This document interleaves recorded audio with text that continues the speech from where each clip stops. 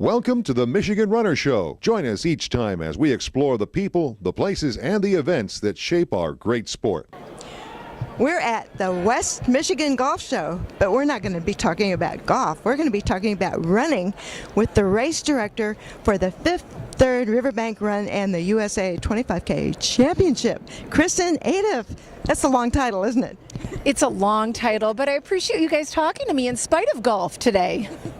Well, Kristen, there are so many cool things that always go on with your event, and every year you come up with something new and something different. What is it this year? Well, what I'm most excited about this year, Jenny, I really have to credit to seven-time 25K champion Greg Meyer. For the last couple years, he's really been pushing us to have the elite women lead off the field. And that's something that we're going to be doing this year for the 2015 Fifth Third Riverbank Run. Similar to what LA Marathon does, the elite women will go off 11 minutes and 30 seconds before the elite 25K men and the rest of the field. And that's the average time difference between the men's and women's finishing time in the last decade. And then the men will chase the women, which you know Greg loves. And whoever crosses the finish line first, be it a man or be it a woman, will get a $1,000 bonus. That is really cool. I love it. Some of the other huge races like Boston and New York have tried that in recent years, but not with the chasing involved. You know, what's nice about it is, you know, you've covered our event. So often we'll have one person over and over and over again. This really will add a story within a story because you've got the elite women going off. Will the men catch them? And as you know, it really changes the event for the elites as well. When the genders start together, you often get the weaker men, you know, keying off the stronger women and the stronger women keying off the weaker men. This way they really have to change it up and pace themselves. And especially men trying to get FaceTime. Exactly. And I always have felt that the women have gotten shortchanged on the press truck because they're behind. They don't get the same attention, and this way they'll get at least as much. Exactly, and we're still trying to work out exactly how all those trucks out on the course are going to work because, as you know, we typically have our big press truck that leads off the start of the race, smaller pace car in front of the women, but really now you're going to have two separate stories that eventually may merge closer to the finish line, or they may stay completely separate the whole time. So it's going to make for a very unique Fifth Third Riverbank Run for year 38. Oh, that's going to be so much fun. It will be. We're really looking forward to it. One of the new things in recent years is you added a 10K. How's that working out? You know, the Fifth Third 10K has been a really awesome addition to the Fifth Third Riverbank Run family of events. And incidentally, training starts this coming week for the event. We typically like to provide 12 weeks of training for the 10K. And last year we had over 4,000 people in it. So it's a great event in its own right. In 2014, we started a staggered start, similar to what we've been doing with the 5K, so that, you know, we release about 300 or 400 people at a time, wait 45 to 90 seconds, then release the next bunch. Works out really nice because that way everybody gets to run. You're not blocked in on the street because that's a big crowd of people, and that was a great addition. And we've enlarged the finisher lapel pins for the 10K. We added another inch to them this year, and they're mimicking our new 25K finisher medals. Oh, wow. So they get something to take home that's medal-like. Exactly. It's going to be a nice piece. We just went out on social media with it this week, and I think it'll be worth training for. Well, you're one of the early adopters of social media in terms of promoting the race, and you're always doing something different on that front, too. You've had Facebook and Twitter, and what else? You know, we've done some Instagram. We've had some great Facebook promotions. We have just a really incredible social media following, and we do so many events leading up to the event that we've got always a lot of information, a lot of photos we can use, and people really like, especially looking at photo albums, as you know, when they've been to an event. We had a community training event last Saturday with over 320 people, and it's just it's a lot of people, and it just creates a lot of great engagement because there's first-timers there, there's people who are there every month, a lot of people sharing tips, sharing race experiences, and as you know, everybody likes to get together to talk about their sport. And with so many events leading up to the big event, it's really allowed people to engage with it and find a way to really get involved with the running or walking community and find out what they need to be successful in the sport. So even people who have been around it for a long time love to tell war stories. So when you get the new ones coming in, they get that excitement, that they start to feel part of that community, I think. They really do, and after they get 1 year under their belt, then they have their own stories to tell. And as you know, with the Fifth Third Riverbank Run, we often don't have the best weather, and that kind of adds to the mystique of the event. Sometimes the years we have the worst weather, we have the highest engagement with the crowd because they almost feel like it's a badge of honor. It's bragging rights. Exactly. You got through, we went through the hail and the wind and everything else that's getting thrown at you. So it even makes it more exciting. And those of us who have cameras have learned to bring our rain gear for our cameras. And a lot of people realize that it's important to have that piece of equipment too. So you mentioned training. You have coaches for the Road Warriors. How do you find those coaches?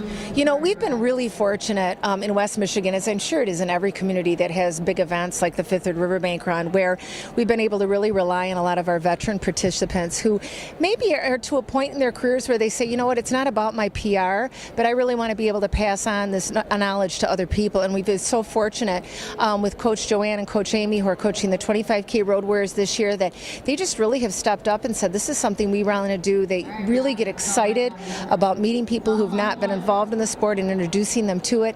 And it's an exciting piece for the Fifth Third Riverbank Run. As you know, the Road Warriors blog online about their experiences, and people can kind of plug in and cheer them on or run along with them. And next week we'll be unveiling our 5K, 10K Road Warrior, the team. It's the first time we have one of those. We were into it for 10 years with the 25K Road Warriors, decided to celebrate by adding a Road Warrior team for the smaller distance races. So we'll have 3 5K runners, 3 10K runners. First time any of them have done that distance, and some great stories that go along with it, and a coach for them as well. That's always what's been fun about the Road Warriors is their unique stories. There's 10, I think, right? Correct, 10 for the 25K. And everything from somebody who hasn't ever done a distance like this before to, somebody like Jack Doles from the local NBC affiliate here, who when he tried this effort 4 years earlier, wound up being dehydrated and never made it to the finish line, but wound up in the hospital instead. He's back and wants to do it right this time. So just some really interesting angles. A lot of them are raising thousands of dollars for charity as we speak, really trying to do something positive through their participation and impact their local community. And it's fun watching them blossom and take off, and with 12 weeks to go, all of them are doing incredibly well. No injuries yet. So if I'm running the race, how am I going to be able to spot one of the Road Warriors? Well, we do a color wash on their bib, and we don't know what that color is going to be yet, but we'll announce that in social media. And then they also have Road Warrior on it, and we introduce them at all of our community training events, so people kind of get to know them that way as well. And they tend to run in a pod at the start. Obviously, they all have different paces, so they'll be crossing the finish line at different times. But I encourage people, if you see somebody out there with a Road Warrior bib, give them a high five and cheer them onto the finish line, because they've been working hard to get there. Oh, 25K, you bet. So, you mentioned cheering, and you have the spirit competition. This must be unique in running, and you even give prizes out. Tell us about that. We've been really fortunate. We've got a lot of the local cheer teams and bands from the local high school that sign up to be cheer stations. They bring all their folks out, whether it's in uniform with their instruments. They line the course at different spots, and they do cheers, they play instruments, they do music, and they try to get you to vote for them. And then we give a $500, $300, $200 prizes at the end based on the votes of the participants, and how impacted they were. And as you know, if you're out there and it's not a great day for you, it can make the difference between your start and finish, just getting some energy and some music keeping you going. Even if it's a great day, it makes a big difference. It's just along the course, you're happy for anybody who's out there saying you're looking good or whatever.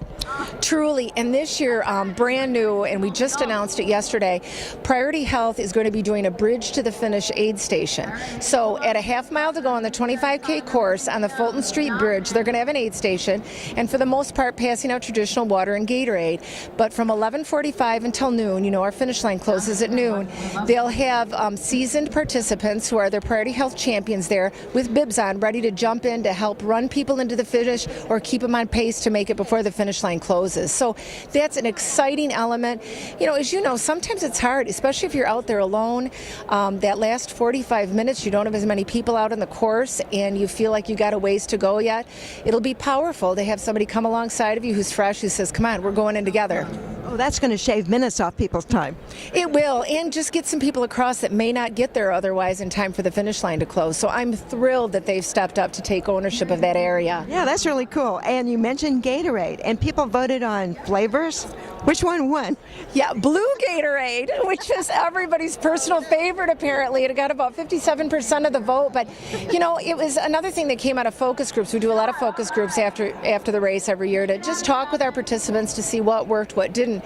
And it came out that, you know, we always do the lemon lime Gatorade, and they said, did you ever think about a different flavor? And then everybody's shouting out their favorite flavor, and we thought, well, let's do a vote then and see what one wins. So everybody's going to have blue this year. I can see a lot of blue bits. Well, what's the exciting part, we also decided to do blue shirts this year. So the good news is that was great timing, even though we didn't know that was going to happen. Oh, that's really funny. That's really. So you have so much energy, and you bring so much to. It's not just one event. It's 100 events that you put on leading up to it all. How did you get started doing this? You know, it goes way back. As you know, I've been involved with the Fifth Third Riverbank Run for over 20 years, and I was approached by then Old Kent Bank, Tanya Berg, who was in their marketing department. They were deciding to try to take the event outside. It had always been handled by an inside project manager, but they were at a kind of a plateau point. They really wanted to start seeing it grow. They wanted to start bringing sponsors alongside who could benefit from being involved with the event, and approached me on it. And I thought, oh, this will be fun. This will be a fun thing to do for a year or two. And here I am 20 some odd years later. I'm not a distance runner. I was a sprinter in high school, but I so admire the people who can put in those long distances. And when we took it over in 1993, there was about 3,000, 4,000 participants, and now, as you know, it's grown to over 20,000. We've been so blessed with the West Michigan community that continues to come out and run and walk. We've added a number of events, and we try to tweak it every year just to keep it interesting for both sides, for us and for the participants as well. And it shows. And you're the Grand Rapids Event Management Company. Do you do other events, or is this pretty much it? The Fifth Third Riverbank Run is our biggest event. It's a 12-month contract for us, and it's consuming, as you can imagine. But we do other events as well. We've been very fortunate to work with a lot of different organizations, nonprofits and for-profits, and events has just become kind of our thing. It's really fun, especially at the beginning of an event, to kind of just paint the picture. And, you know, as things move forward, you refine that picture, and then you're standing there at that event, and it all is in full color, and it's an amazing experience. Well, even with the Riverbank Run, you have so many individual events that are races. Plus you have post-race parties and pre-race parties and announcing the elite runners events. How many events do you have associated with the races itself? Well, on event day we have about 13 events, which is a crazy thing to think about, but that's a combination of some events. As you know, last year we initiated the 5K 10K combo and the 5K 25K combo. So you do the 5K at 7, and then you run back around to the starting line and either do the 10K at 7:40 or the 25K at 8:30. You know, we've got a We're down at the Golf Show 2015. It's really good, and you should come on down tonight because it's good times. There we go. Thank you. No, I don't. Friendly. As you know, in last year in 2014, we started the combo events, you know, kind of borrowing the idea from Disney. They've been the kings of combo events. They're goofy. Yeah, and get people all excited. So we thought, well, let's package a couple of ours as well. And we did that. We've got the junior event, which takes place early in the week, which is always my personal favorite. The kids are ages 5 to 13, a couple thousand of them blasting around that track. It's the culmination of a mileage club that we do for 6 weeks in the schools. And it's just fun to see our future participants out there with smiles on their faces having a great time. And you know, then the elite athlete race, which Greg Meyer brings in just an incredible mix of elite athletes. We've been fortunate to be a 25K USA National Championship event for, I believe it's our 20th year this year. And he also works with the AADP program, the Elite Athlete Development Program. So we got a lot of the newcomers that come in that are just starting to really hit their stride with the sport. It's so fun seeing these younger kids, you know, get involved and be successful. And you know, last year we had a new American record, so it was kind of the icing on the cake. And he's coming back. And he's coming back, and he's determined that he's going to, you know, set a new record. So we'll see. And you know, it all comes down to that day. So one of the things that's really cool about having the USA 25K Championship is bringing in elite runners from all over the world. And what sets running apart is runners get to run in the same event as the superstars. It's not like basketball, but you're in the same event. And I think that's such a huge part of what makes it a big race. It really is, Jenny. You know, when you talk to participants, they are thrilled that they're running on the same streets as the elites. And a couple years ago, when we had to change our course, when we had the flooding and we had to go to an out and back course, we were so worried because it was extremely tight to have everybody going out and back. And we were worried there was going to be, you know, a lot of negativity surrounding that. People were so thrilled to be able to see the elites coming back. And we've got incredible pictures of a couple of the Kenyans high-fiving everybody as they're coming back and everybody else is going out. And what a treat for people. We can't do that every year because it was a congested course, but I think it really just shows that there's just a lot of synergy within the sport, whether you are out there doing it in under 2 hours or whether you're out there for 3.5 hours. You're to be commended that you're out there at all. And just to see people helping one another, the running and walking community, they're just exceptional people that are involved. Well, it's a wonderful community event, but it's also a big state event. And finally, it's a national event. So you really have runners from all 3 levels coming to Grand Rapids and having a great time. They do. They look forward to coming here, and Greg takes all of them bowling later that day at the Click Bowling Alley on the west side of Grand Rapids. And it's hysterical because some of them have never bowled before, and Greg gets them all in bowling shoes. They have a blast, and that's what they look forward to doing most when they come back. And, you know, Greg's amazing. 7-time winner of the 25K, still running, still going strong, so much knowledge in the sport, and such a passion for passing that on. We were out at a local company, Dematic, a couple weeks ago during a lunch and learn, and he was just talking about how to get started in the sport.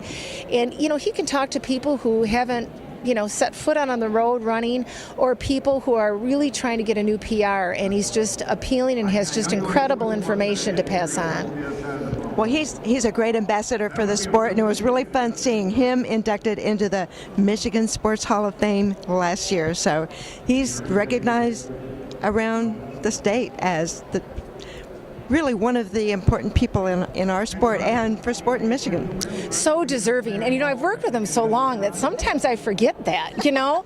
And him and I could be like oil and water sometimes, and I'll be like, oh, Greg. And then we'll be out at a clinic and somebody will come up and ask for an autograph for his kid, or I'll run across an old photo of him winning Boston, and I'm thinking, oh, Greg. You know, I mean, he's had an amazing career. He's done a lot with his life, and that he's still engaged in the sport and wants to pass on what he has, I think is a tribute to his character. And to your leadership, and the whole thing has just been a wonderful synergy, so congratulations. Thank you very much.